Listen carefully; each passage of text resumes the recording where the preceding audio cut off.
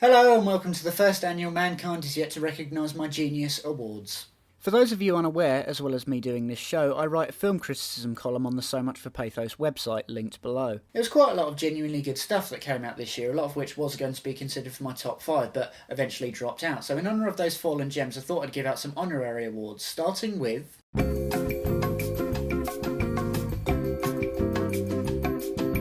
The award for Most Ambitious goes to the unanimously mixed Cloud Atlas. Whether or not you liked Cloud Atlas more or less comes down to what type of audience member you are. If you're the fast-paced instant gratification type, then Cloud Atlas certainly has something for you. It's just that all the major action set pieces take place in the second half and you'll most likely be bored. But if you have an adequate sense of patience, then you may get more out of Cloud Atlas than most. I tend to put myself in the latter category. I genuinely liked Cloud Atlas, but it isn't without its problems. As an experiment in cinematic narrative, Cloud Atlas can be considered an admirable failure, seeing as it has a lot of weight on its shoulders trying to tie all 6 stories it tries to tell together. But it tonally shifts in a way that makes it obnoxiously hard for the audience to try and keep up, to the point where when you get to the segment with Tom Hanks as a half-Irish, half-Cockney gangster, you drop everything and start paying most of your attention to his absurd facial hair. But Cloud Atlas is ultimately going to take home an honorary award because for all its visual grandstanding and shaky sense of narrative complexity, you can't help but admire the utter confidence and bravery of the filmmakers in at least trying to put something as dense as Cloud Atlas to screen. I would have given it an award for independent film, but sadly it was produced by the brothers Warner, so I technically don't count it. Speaking of which...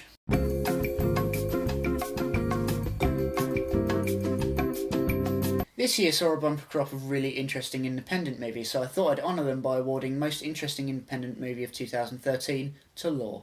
A marvellously well-executed period drama told from the perspective of 3 German children who attempt to flee to Hamburg during the dying days of the immediate aftermath of World War II, and along the way have to reassess their fascist beliefs inherited by their parents as they learn to trust a Jewish survivor who guides them there. Basically, it's The Sound of Music as directed by Lars von Trier. An incredibly thoughtful and well-played movie, coupled with excellent cinematography and a great central performance from Saskia Rosendahl, Law asserts itself deservedly as one of this year's must-see movies. Criticisms are mainly in the area that all men in the film are depicted as a bunch of swaggering, rapey cocks, but balls to that, this movie is so good it could literally fart in my face and I'd still love it.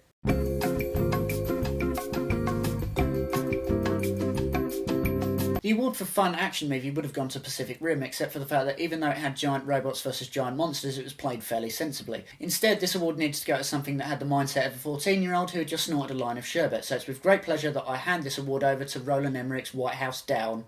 A shamelessly dopey action movie that consistently maintained a level of mindless pleasure that no human being has any right to have. A mixed group of various flavours of terrorists execute an armed insurrection on the White House in an attempt to take the motherfucker over, because that's definitely how politics works. And Channing Tatum as John McClane is the only one who can stop them from getting to President Obama, as played by Jamie Foxx. What White House Down essentially amounts to is an all-round rock and roll movie-going experience that ranks itself as one of the best summer action movies that was naturally released in the summer. And if you're a fan of old-fashioned bread and circuses fare from the good old days of yore, then you owe it to yourself to check it out. If only to see Jamie Foxx as the president running around the White House in a pair of Air Jordans whilst holding a massive fuck-off assault rifle.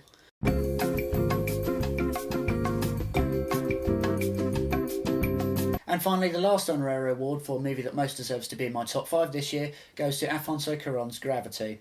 A visually stunning and deceptively well-crafted sci-fi thriller that serves as a masterclass in blockbuster spectacle. Brilliantly conceived and expertly well-executed, Gravity was a film that I desperately wanted to include in my top 5, but sadly didn't. If I'd have extended by 5 more, then it certainly would have made it in there, but I have unreasonably high standards to make a top 10, so unfortunately Gravity got kicked to the curb this year. Sorry, art fans, but hey, at least it got a mention. Anyway, with all that stuff covered, let's move on to my best and worst of 2013. There are a few rules to this, however. Firstly, I'm not allowed to include anything that I didn't actually see or review this year, so if you're interested in the full list of things that I did review, then the link should be on your screen now. Secondly, I'm not allowed to include any retrospectives that I did during the dry week, so they're out. And finally, for our American friends, I'm going by UK release dates only, which means that I haven't seen things like 12 Years a Slave or The Wolf of Wall Street yet, because they're going to be released later on this month.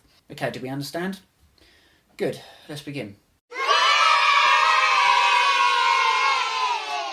Controversial choice to start us off, but 5th best goes to Man of Steel. I know that there's been a lot of backlash in regards to this film and that I should be encouraged to spew bile over it any chance I have. But frankly, fuck you, I have an opinion of my own. In my personal opinion, Man of Steel taken as a whole was pretty damn decent. It's not entirely perfect, a lot of ideas that they try and introduce feel rather half-baked, mainly due to a somewhat problematic screenplay from David Goyer which feels like it very much tries to balance the personality and voice of the two auteurs at the helm. But there certainly were good elements in it. Henry Cavill makes for an excellent Superman, and Zack Snyder is allowed to let loose with some truly stunning action set pieces and cinematography. But as a whole, Man of Steel isn't good enough to justify anything other than 5th place.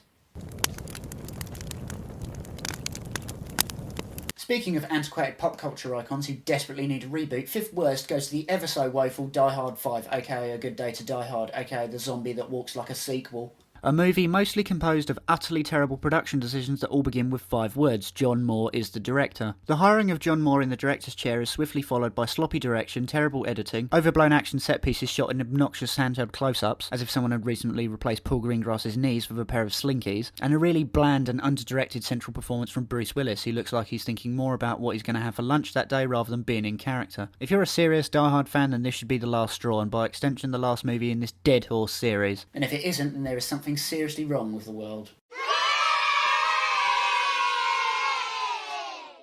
In a bid to take the piss further out of Die Hard 5, I thought I'd award 4th best to a movie series that's actually done really well in moving itself closer to modern times, aka the Evil Dead reboot. A glorious mix of old-fashioned B-movie gratuitous violence, coupled with a genuinely clever and inventive screenplay that has enough original ideas of its own not only to justify its existence, but to ultimately get over the stigma of wanting to remake something as precious as The Evil Dead. The interesting new angle that this film is approached from is that they're in the cabin in the woods because a fellow friend of theirs is giving up cocaine addiction, which means that the group takes a little longer than normal to realise she's actually been possessed and not just going through withdrawals. And the plot escalates from there all the way up to its holy shit are you kidding me balls-tighteningly fantastic ending. It was absolutely sublime from beginning to end, and I seriously doubt I'll be saying that about any of next year's horror releases. That is, of course, unless one of the new Paranormal Activity movies features a scene in which someone massages their chest whilst wearing barbed wire gloves.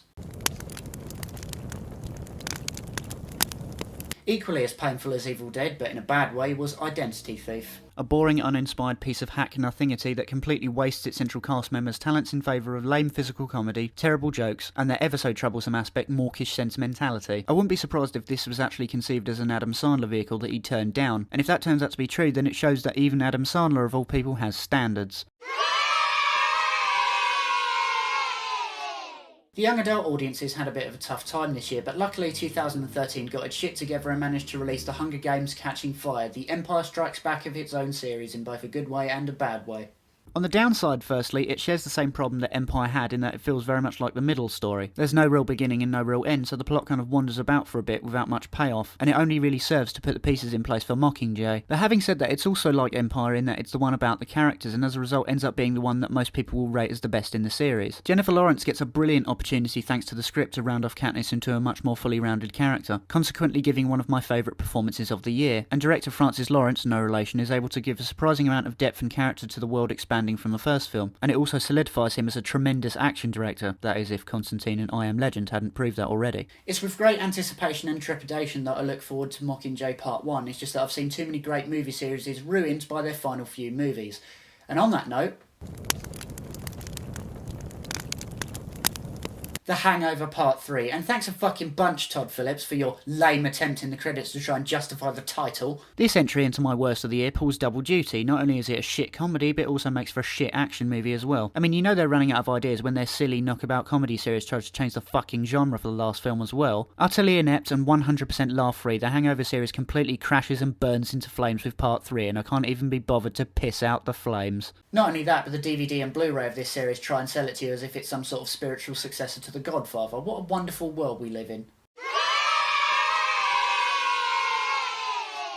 Disney had a welcome return to form this year, firstly with Saving Mr. Banks, which frankly deserves every Oscar it inevitably gets, and secondly with my second favourite movie of the year, Frozen. This was a real surprise for me, mainly because it's cute and colourful and therefore to be 100% frowned upon, but also because it contains some of the most innovative and subversive writing that Disney have attempted in years, and they pull it off with an immaculate sense of grace. The characters are beautifully animated and likeable in a thoroughly enjoyable story that allows for some brilliantly nuanced character development, as well as having an entire catalogue of memorable songs, a brilliant voice cast with the two standouts being the central roles cast as Kristen Bell and Idina Menzel, and a script that will most definitely solidify Elsa as one of the best Disney princesses of all time. Frozen takes second place as one of the best of the year. It's one for the Disney history books and marks an intelligent change in Disney's filmmaking. Don't get me wrong, it's not as good as Beauty and the Beast, let's not kid ourselves, but what Frozen is ultimately is a strong and confident step in the right direction.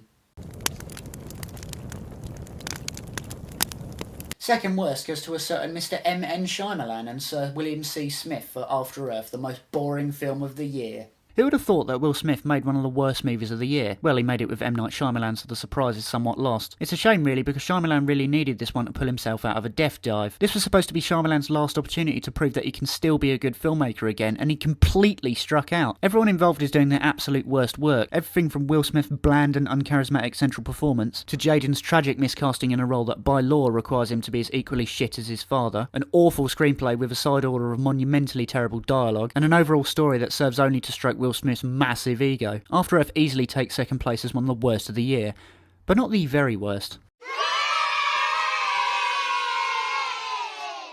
So, with all the build-up behind it, the most important trophy I can give away, my best film of 2013 is Upstream Colour.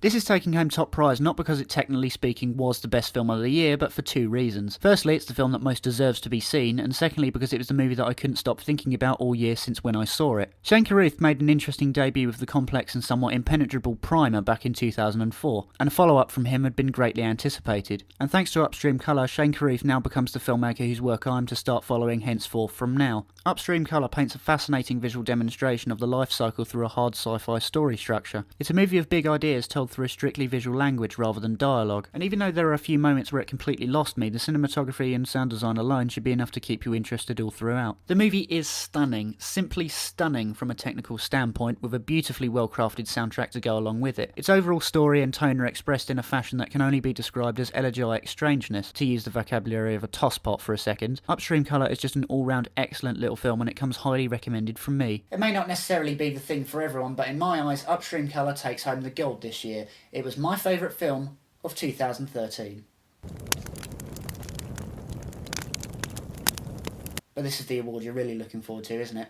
This year I was somewhat spoilt for choice in terms of things to knight as the worst of the year with a special crown made of shit and saw blades, but there were only two movies in particular that stood out to me, and after much consideration I couldn't decide one over the other. So this year I've decided to crown the twin bollock lords of Shit Mountain to none other than The Host and the Mortal Instrument City of Bones. Both were as equally bad as each other and roughly suffered from the same problems. Terrible screenplay, lacklustre direction, bland cinematography, more plot holes than a story outline made of cheese, and decent actors in central roles made to do their worst work ever. Saoirse Ronan and Lily Collins are decent enough actors in their own right, more so in the case of Ronan, but both of them are severely handicapped by abysmal screenplays with laughable dialogue and humiliating attempts at sentiment and romance. It's the young adult literature fans I feel most sorry for. After they realised that The Host was actually a great big turd monster in disguise, they turned their attention over to the Mortal Instruments for hope, which must have felt like stepping in one bear trap after another. The only thing now that can save the YA genre's legacy on screen is the first Vampire Academy film, which is coming out in February, which I'm dreading reviewing because a good friend of mine, Dom Sherwood, is a member of the cast in a supporting role. But me and Dom have a deal worked out, which is that if Vampire Academy doesn't descend from heaven in a silver chariot and lead us all to the promised land, then I'm going to hacksaw its bollocks off.